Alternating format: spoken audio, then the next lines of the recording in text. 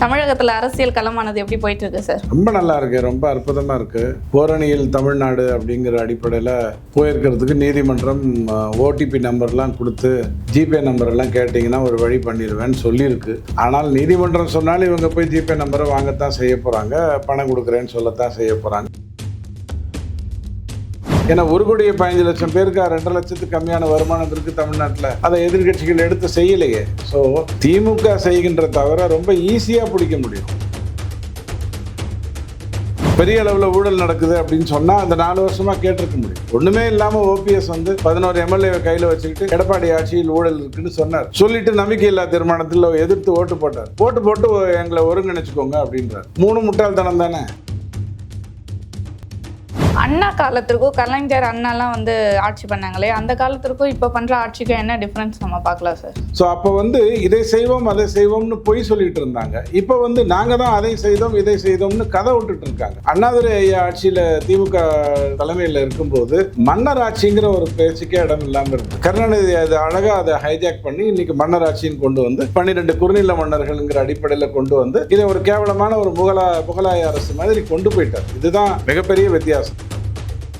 செல்வ பெருந்தகை அவர்கள் இந்த தாவைக்காவும் காங்கிரஸும் கூட்டணி வைக்கிற மாதிரி ஒரு பேச்சுவார்த்தை வந்துச்சுல, அது கிடையாதுன்ற மாதிரி ஒரு தெளிவு கொடுத்துருக்காரு. இப்போ காங்கிரஸ் மீண்டும் தமிழகத்தில் வலுப்பெற வாய்ப்பு உள்ளதா? இல்லைங்க, அதாவது செல்வ பெருந்தகை ஐயா ஸ்டாலின் போய் பார்க்குறாரு. பார்த்ததுக்கு அப்புறம் எல்லாம் கொஞ்சம் நிமிர்ந்து இருந்திருப்பாரு. செல்வ பெருந்தகை உள்ள போகும்போது அவர் திருப்பி குனிய வச்சு அனுப்பிச்சிருப்பாரு. இவ்வளவுதான் எனக்கு தெரிஞ்சு. அந்த வாசல் சின்னதாக இருந்தால் குனியத்தான் அப்படி ஏதாவது பண்ணியிருப்பாங்க.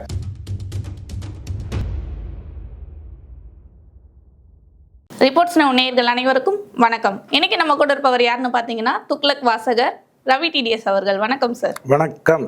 தமிழகத்தில் அரசியல் களமானது எப்படி போயிட்டு இருக்கு சார்? ரொம்ப நல்லா இருக்கு, ரொம்ப அற்புதமா இருக்கு. ஓரணியில் தமிழ்நாடு அப்படிங்கிற அடிப்படையில் போயிருக்கிறதுக்கு நீதிமன்றம் ஓடிபி நம்பர்லாம் கொடுத்து ஜிபே நம்பர் எல்லாம் கேட்டிங்கன்னா ஒரு வழி பண்ணிடுவேன்னு சொல்லியிருக்கு. ஆனால் நீதிமன்றம் சொன்னாலும் இவங்க போய் ஜிபே நம்பரை வாங்கத்தான் செய்ய போறாங்க, பணம் கொடுக்குறேன்னு சொல்லத்தான் செய்ய போறாங்க. ஜிபே மூலமா பணம் கொடுக்கறது செய்யத்தான் போகிறாங்க. அதில் அவங்க இறங்கிட்டாங்க. இதுக்கப்புறம் அவங்க நீதிமன்றம் என்ன தடுக்க முடியும்? அவங்கள தடுத்து அந்த கட்சியையே இந்த மாதிரி பண்ணது தப்புன்னு சொல்லி கட்சியையே பேன் பண்ணலாம். நீதிமன்றம் நினச்சா அதை பண்ணலாம். பட் அவங்க பண்ண தான் போகிறாங்க. சரி, எதிர்கட்சிகளாவது அவங்க இந்த மாதிரி இப்போ ஜிபே நம்பரை கேட்டதெல்லாம் வீடியோ எடுத்து தேதியோட நேரத்தோட வீடியோ எடுத்து நீதிமன்றத்துக்கு கொடுத்தா கண்டிப்பாக ஒரு நல்ல முடிவு வரும். ஆனால் அதையும் செய்யறதுக்கு வாய்ப்பு இல்லை. அந்த வகையில் ஓரணியில் தமிழ்நாடு போயிட்டு இருக்கு. இந்த பக்கம் எடப்பாடி செய்ய வாய்ப்பு இல்லை. செய்யணும். அது ஆக்சுவலாக ஒன்றும் வேண்டாம். 1000 ரூபாய் பெண்களுக்கு கொடுக்குறேன்னு சொல்லும்போது, தகுதியின் அடிப்படையில் தான் கொடுக்குறேன்னு சொல்லும்போது, ஒரு இப்போ இருக்கிற ரேஷன் கடையில் ஒரு 400 ரேஷன் கடையில் கேமரா வச்சுட்டு இருந்திருந்தா யாரெல்லாம் அந்த பொருட்களை வாங்குறாங்க, யாருக்கெல்லாம் அந்த 1000 ரூபாய் போகுதுங்கிறத கண்டுபிடிச்சி அவங்களுக்கு கார் இருக்கா, பைக் இருக்கா, லாரி இருக்கா, ஹெலிகாப்டர் இருக்கான்னு பார்த்துருக்க முடியும். ஏன்னா 1,15,00,000 பேருக்கு 2.5 லட்சத்துக்கு கம்மியான வருமானம் இருக்குது தமிழ்நாட்டில். அதை எதிர்கட்சிகள் எடுத்து செய்யலையே. ஸோ திமுக செய்கின்ற தவிர ரொம்ப ஈஸியாக பிடிக்க முடியும், ரொம்ப ஈஸியாக பிடிக்க முடியும். பிடிக்காமல் இருக்காங்க. பட் எதிர்கட்சிகளை பொறுத்த வரைக்கும் மீட்டிங் ரொம்ப அற்புதமாக போயிட்டுருக்கு. எடப்பாடி ஐயா போகிற இடத்துலலாம் நல்ல கூட்டம் வருது, சரியாக இருக்குது. அதே மாதிரி அந்த சுற்றுப்பயணத்தில் எடப்பாடி அவர்கள் சொல்லியிருக்காரு, பாஜகவுக்கு நாங்கள் பங்கு கொடுக்கறதுக்கு நாங்கள் ஒன்றும் ஏமாளிகள் இல்லை, ஆட்சியில் அப்படி சொல்லலை. அதான் இந்த காட்சியோட தினமலர்லேருந்து தினத்தந்தியிலேருந்து பண்ணியிருக்கிற எல்லா பத்திரிகையும் பண்ணியிருக்கிற அயோக்கியத்தனம் என்னன்னா, பாஜகவுக்கு பங்கு கொடுக்க நாங்கள் ஏமாளி இல்லைன்னு அவர் சொன்னதாக போட்டிருக்கு. அவர் அப்படி சொல்லலை. பாஜகவை சேர்த்திங்கன்னா அவங்க பங்கு கேட்பாங்களே அப்படின்ற கேள்வியை கேட்டிருக்காங்க. அந்த மாதிரி எதுவும் இல்லை. பங்கு கொடுப்பதற்கு நாங்கள் ஏமாளி இல்லை, இவ்வளவுதான் அவங்களுடைய கனெக்ட் பண்ணி பிஜேபி. இது ஏற்கனவே இந்த பத்திரிகை ஊடகங்கள் என்ன பண்ணுச்சு? விஜய் என்ன சொன்னாரு? அதிமுகவோடையும் பிஜேபியோடையும் கூட்டணி இல்லை, திமுகவோடையும் கூட்டணி இல்லைன்னாங்க. இவங்க பிஜேபியோட கூட்டணி இல்லைங்கிறத மட்டும் ப்ரொஜெக்ட் பண்ணாங்க. ஸோ காசுக்கு வேலை செய்யறாங்க.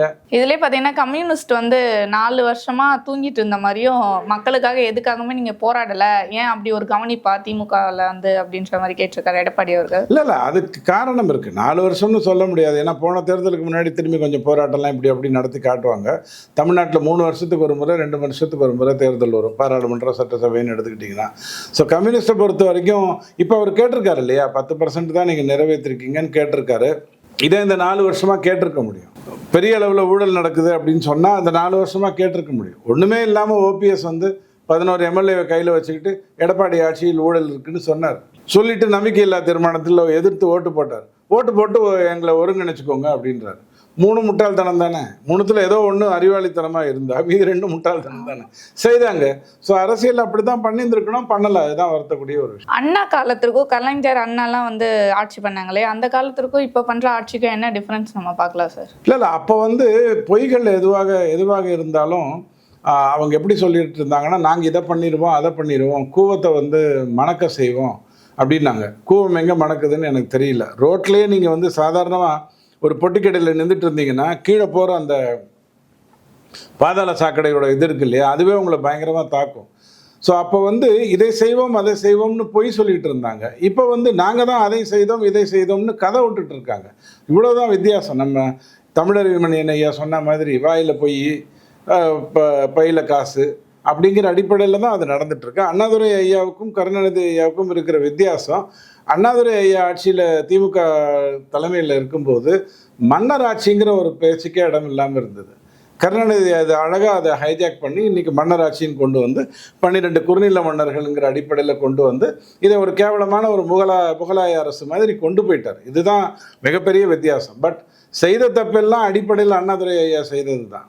அந்த தப்பை அப்படியே அழகாக மேக்னிஃபை பண்ணி பெருசாக்கி 30,000 கோடியை 2 பேர் சம்பாதிக்கிறாங்கன்னு தியாகராஜன் ஐயா, அதாவது அண்ணாதுரைக்கு முன்னாடி நீதி கட்சியிலேயே இருந்த பரம்பரையை சார்ந்தவர் சொல்கிற மாதிரியான விஷயத்துக்குள்ள. அப்போ இதுக்கெல்லாம் தீர்வாக நம்ம மத்தியிலையும் மாநிலத்திலையும் ஒரே ஆட்சி ஒரே ஆட்சி இருக்கணுங்கிற அவசியம் தமிழ்நாட்டை பொறுத்த வரைக்கும் இல்லை. இருந்தால் தப்பு இல்லை. ஏன்னா 14 ஸ்டேட்டில் அப்படி தான் இருக்குது. மத்தியிலையும் மாநிலத்திலையும் ஒரே ஆட்சி இருந்ததுன்னா பழி சொல்வதற்கான வாய்ப்புகள் இல்லாமல் முறையாக கொண்டு போய் கொடுப்பாங்க. இப்போ உதாரணத்துக்கு அம்மாவே டீச்சராக இருந்தாங்கன்னு வச்சுக்கோங்க. அம்மா வேறு டீச்சர் வேறு, அதானே? ஸ்டேட் கவர்மெண்ட் சென்ட்ரல் கவர்மெண்ட்டுன்னு வச்சுக்கோங்க. அம்மாவே டீச்சராக இருந்தால் என்ன பண்ண முடியும்? ஹோம்ஒர்க் எழுதாமல் கதை விட முடியாது, உடம்பு சரியில்லைன்னு சொல்ல முடியாது, வீட்டில் வந்து விருந்தினர்கள் வந்துட்டாங்கன்னு கதை விட முடியாது. அப்போது பொய் சொல்லணுங்கிற எண்ணம் இல்லாத அந்த குழந்தைக்கு கூட பொய் சொல்ல வேண்டிய அவசியங்கள் இல்லாமல் அந்த அம்மா வந்து வா ஓ டயர்டாக இருக்கியா வா, அப்படி அந்த அரவணைத்து செய்வதுங்கிறது தான் டபுள் இன்ஜின்னால நடக்குமே ஒழிய மற்றபடி மத்திய அரசு மாநில அரசுன்னு இருந்தாலே தப்பு இல்லை. இப்போ உதாரணத்துக்கு 2000 கோடி வேணும்னு எனக்கு கொடுக்கலன்னு இவங்க குற்றச்சாட்டுறாங்க. ஆனால் அந்த 2000 கோடி எனக்கு இந்தந்த இதில் கொடுக்கணும், இதை நான் செஞ்சேன் இதை எனக்கு கொடுக்கணும், இதை நான் செஞ்சேன் இதை கொடுக்கணும்னு சொல்கிறாங்களா? சொல்ல முடியாது. ஏன்னா இவங்க 40% செலவு பண்ணேன்னு கணக்கு காட்டினா அவங்க 60% கொடுக்கணும். அப்படி தான் அந்த ஒப்பந்தம். இவங்க 40க்கான கணக்கே காட்டியிருக்க மாட்டாங்க. இப்போ மன்ரேகால எடுத்துக்கோங்க. எடப்பாடி ஐயா தொடர்ந்து கேட்குறாரு இல்லையா, 50 நாள் தானே ஏன் வேலை கொடுக்குற, 150 மாத்துறேன்னு சொன்னேன், பணத்தை அதிகப்படுத்துறேன்னு சொன்னேன், இப்போ 50 தானே கொடுக்குற அப்படின்னு. அதுக்கு பதில் சொல்கிறாங்களா? பார்த்தீங்களா? வாயை திறக்க மாட்டாங்க. அதுக்கு பதிலே வராது. ஆனால் 185 ரூபாய் என்னவோ இருந்தது, இப்போ 300 ரூபாய் வரைக்கும் மத்திய அரசு உயர்த்தி கொடுத்துருக்குல்ல, அதனால பயனாளிகள் வந்து வாய மூடிட்டு இருக்காங்க. 185 ரூபா 300 ரூபாய் ஆச்சுன்னா அவங்களுக்கு வாய மூடிட்டு இருக்காங்க. ஸோ இப்படி இந்த அட்ஜஸ்ட்மெண்ட் பண்ணுறது, ஏமாத்துறது, சந்தில் சிந்து பாடுறது, இதெல்லாம் திமுகவுடைய கைவந்த கலை. பேசிட்டு இருக்கும்போதே ஒன்று சொல்கிறேன். ஸ்டாலின் ஐயா தன்னுடைய உடலை இப்போ அப்போலோ ஹாஸ்பிட்டல் போயிருக்காரு. தன் உடலை நல்லா பார்த்துக்கணும், இன்னும் ஆரோக்கியத்தோடு அவர் வெளில வரணும்னு அவர் நம்பக்கூடிய, குறைஞ்சபட்சம் அவர் நம்பலைனாலும் நம்ம துர்காமா நம்பக்கூடிய இறைவன் அவரை காப்பாற்றணும். ஸ்டாலின் அவர்கள் வந்து இப்போ மருத்துவமனைக்கு போயிருக்காரு. நல்லபடியில் அப்போலோவில் தானே இருக்காரு, பார்த்துப்பாங்க, ஒன்றும் பிரச்சனை. இப்போ அதே மாதிரி பார்த்தீங்கன்னா செல்வ பெருந்தகை அவர்கள் வந்து இந்த தாவேக்காவும் காங்கிரஸும் கூட்டணி வைக்கிற மாதிரி ஒரு பேச்சுவார்த்தை வந்துச்சு இல்லையா, அது வந்து கிடையாதுன்ற மாதிரி ஒரு தெளிவு கொடுத்துருக்காரு. இப்போ காங்கிரஸ் வந்து மீண்டும் தமிழகத்தில் வலுப்பெற வாய்ப்பு உள்ளதா? இல்லைங்க. அதாவது செல்வ பெருந்தகை ஐயா வந்து ஸ்டாலின் போய் பார்க்குறாரு. பார்த்ததுக்கப்புறம் எல்லாம் கொஞ்சம் நிமிர்ந்து இருந்திருப்பார். செல்வ பெருந்தகை உள்ளே போகும்போது அவர் திருப்பி குனியை வச்சு அனுப்பிச்சிருப்பார். இவ்வளோதான் எனக்கு தெரிஞ்சு. அந்த வாசல் சின்னதாக இருந்தால் குனியத்தான் அப்படி ஏதாவது பண்ணியிருப்பாங்க. ஸோ இந்த தாவேக்காவோட காங்கிரஸ் கூட்டணி அப்படிங்கிறது வந்து திமுக முடிவு செய்தால்தான் அது நடக்குமே ஒழிய, திமுக என்னோட எதிர்வாக்குகள் அங்கே போகக்கூடிய சூழ்நிலை வருது, அதை தடுக்கணும், அதனால் நீங்கள் வந்து கூட்டணி வைத்துக்கோங்கன்னு சொன்ன உடனே சரிங்க எஜமா அப்படின்ட்டு காங்கிரஸ் வந்து போய் கூட்டணி வச்சுக்கும்.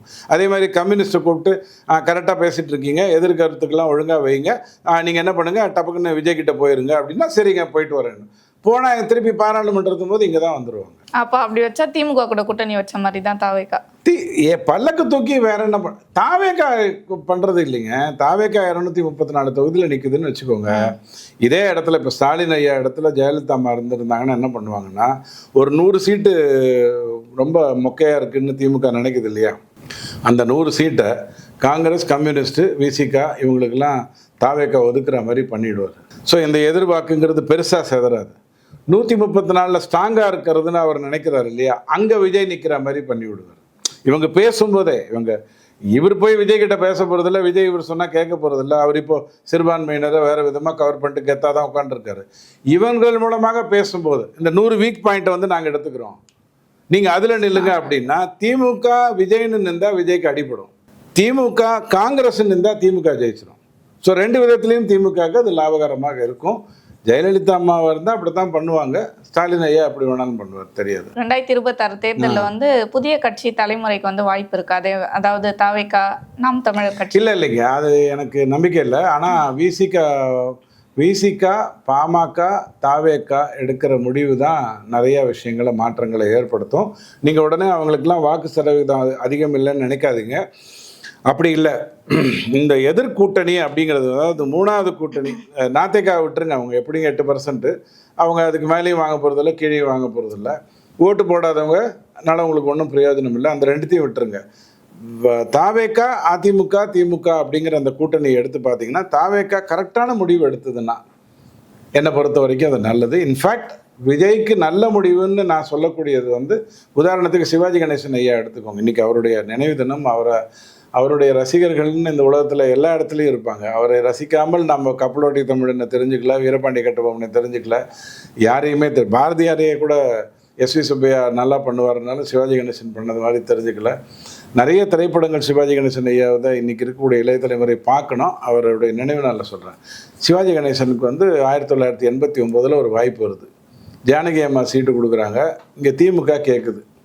திமுகவுடைய 30 சீட்டை ஒத்துன்னு இருந்தாருன்னு வச்சுக்கோங்களேன், இன்றைக்கி சிவாஜி கணேசன் கட்சிங்கிறது ஒரு கட்சியாக இருந்திருக்கும். இந்த 30 வேண்டாம், கூட இருக்கிறவங்கெல்லாம் நிறைய பேர் எம்எல்ஏ இருந்து பார்க்கலாம், தப்பிச்சா எம்எல்ஏ ஆகிட்டா நல்லதுன்னு சொல்லி நிறைய சீட்டை பெற்று ஜானகி அம்மாட்ட போனார். சுத்தமாக அவரும் சேர்ந்து தோற்று போனார். தாவேக்கா இந்த பாடத்தை புரிந்து கொள்ள வேண்டும். ஒரு 30 சீட்டோட அதிமுக பிஜேபி கூட்டணியில் இருந்தால் அது நல்லது.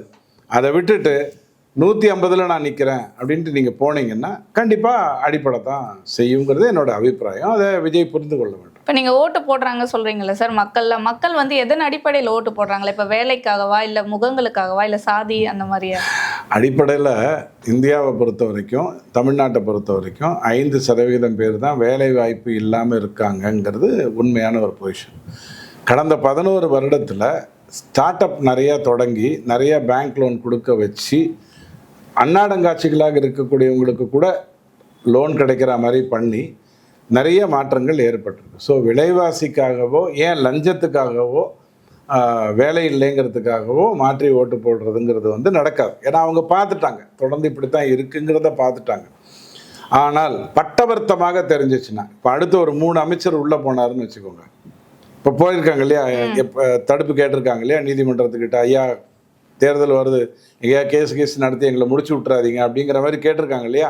இதை கோர்ட்டு மறுதளித்து ஒரு 3 பேர் உள்ளே போனாங்கன்னா அப்போ வந்து வித்தியாசமாக இருக்கும். உதாரணத்துக்கு 2011 தேர்தலுக்கு 2009-11 தெரியல, தேர்தலுக்கு 2 நாளைக்கு முன்னாடி 11 கனிமொழி அம்மாவை அரெஸ்ட் பண்ணுறாங்க. அதனோட இம்பேக்ட் வந்து பெருசாக ஏற்பட்டது. இன்கம்பன்சியை மீறி ஜெயலலிதா அம்மாவால் வெற்றி பெற முடிஞ்சுது.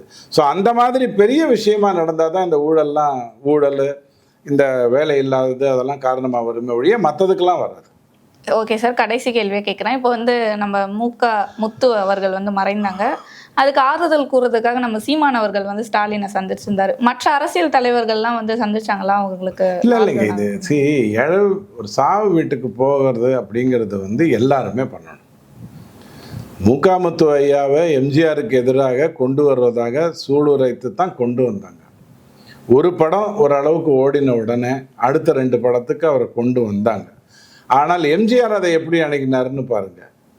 எம்ஜிஆர் வந்து, நீ எனக்கு போட்டியாக வந்திருக்கியா, நான் உன்னை இல்லாமல் பூண்டோடு அழிக்கிறேன் அப்படின்னு நான் இறங்கினார். அதெல்லாம் ஒன்றும் பண்ணலை. அவர் போய் கிளாப் அடித்தார். அவருக்கு பெருமை தானே நம்மள மாதிரி ஒருத்தர் வர. நல்லவங்க அப்படித்தான் நினைப்பாங்க. என் மேலே எனக்கு தன்னம்பிக்கை இருந்தால் நான் ஏன் அடுத்தவனை எனக்கு போட்டியாளனான்னு நினைக்க போகிறேன். அவர் செய்கிற தவறுகளை எடுத்து சொல்லுவேன். பட் அதுக்காக அவரை போட்டியாளராக நினைக்கக்கூடிய அளவுக்கு அவரை நான் ஏன் உயர்த்த போகிறேன் அல்லது நான் என்ன தாழ்த்திக்க போகிறேன்? இதுதான் எம்ஜிஆர் மாதிரி இருக்கிறதுக்கு வித்தியாசம், கருணாநிதி மாதிரி இருக்கிறதுக்கு வித்தியாசம். திமுகவை பொறுத்த வரைக்கும் பொதுவாக எல்லா சாவு வீட்டுக்கும் ஒழுங்காக போயிடுவாங்க. அதற்கு அவங்க எப்போதுமே சொல்கிறது வந்து எப்படியா இருந்தாலும் மனிதன் தானே, அப்படி இருக்கும்போது அண்டங்காக்கான்னு சொல்லிடலாம், இருக்கும்போது எரும மாடுன்னு சொல்லிடலாம், கேவலமாலாம் பண்ணிடலாம். செத்ததுக்கு அப்புறம் அந்த ஆள் ஒன்று ரியாக்ட் பண்ண மாட்டான் இல்லையா? ஒருவேளை கையை பிடிச்சிக்கிட்டு கருணாநிதி ஐயா கிட்ட நீ தான் தமிழ்நாட்டை காப்பாற்றணும்னு சாவர ஒவ்வொருத்தனும் சொன்னான்னா அந்த வாய்ப்பை ஏன் விடணும்? அதுக்காக சாவுக்கு கண்டிப்பாக போயிடுவாங்க. அது வேறு விஷயம். பட் சீமான் விஷயத்தில் அவர் சொன்னது, அவர் வந்து உங்களுக்கு தெரியும் ஒரு கட்சியை நடத்திட்டு இருக்காரு, பலரை பல காரணங்களுக்காக சந்திச்சிருப்பார். சசிகலா அம்மாவோட நேராக போய் பேசினார் போன வாட்டி. எதுக்கு பேசினார்? என்ன பேரம்? ஏதாவது இப்போ சீட்டு கொடுங்க, எனக்கு பணம் கொடுங்கன்னு கேட்குறதுக்காகவா? வாங்கின பணத்துக்காக கூட அவர் போய் நன்றியை தெரிவிச்சுட்டு வந்திருக்கலாம், ஜெயிலேருந்து வந்த உடனே பார்க்க. ஸோ இதை ஒரு பெரிய விஷயமா நம்ம எடுத்துக்கணுங்கிற அவசியம் இல்லை. முகாமத்து வீட்டில் வந்து ஸ்டாலின் ஐயா போனதை பற்றி சொல்கிறீங்க, கனிமொழி அம்மா போனதை பற்றி ஏதாவது ஃபோட்டோ இருக்கா? இல்லை. பார்த்தீங்களா? ஸோ அது நமக்கு முக்கியம் இல்லை. யார் போகலைங்கிறது முக்கியமாக ஃபோனில் சொல்லியிருப்பாங்க. அப்படிதான் அதை எடுத்துக்கணுமே ஒழிய இதை அரசியலாக்கக்கூடாது. திருமாவளவன் அவர்களே ஃபேஸ்புக்கில் வந்து மூக்கா முத்துக்கு பதிலாக மூக்கா அழகிரி, அது ஸ்பெல்லிங் மிஸ்டேக் பண்ணுறதுக்கு எல்லா இடத்துலையும் இருக்கா. அவர் ஏற்கனவே அவர் திட்டிட்டு இருக்காரு, கூட இருக்கிறவங்களெல்லாம் திட்டிட்டு தான் இருக்காரு. அதே ஒரு பெரிய விஷயமா ஸ்லிப் ஆஃப் த டங் தான். ஒரு முறை விஜயகாந்த் ஐயா வந்து அஞ்சலி செலுத்தும் போது வாழ்த்துக்கிறேன்ட்டார். ஒரு டக்குன்னு ஒரு ஸ்லிப்பில் வந்தது தான். அதெல்லாம் நான் சீரியஸாக எடுத்துக்கூடாது. ஓகே, எங்கள் கேள்விகள் அனைத்திற்கும் பதிலளித்ததற்கு ரொம்ப நன்றி சார்.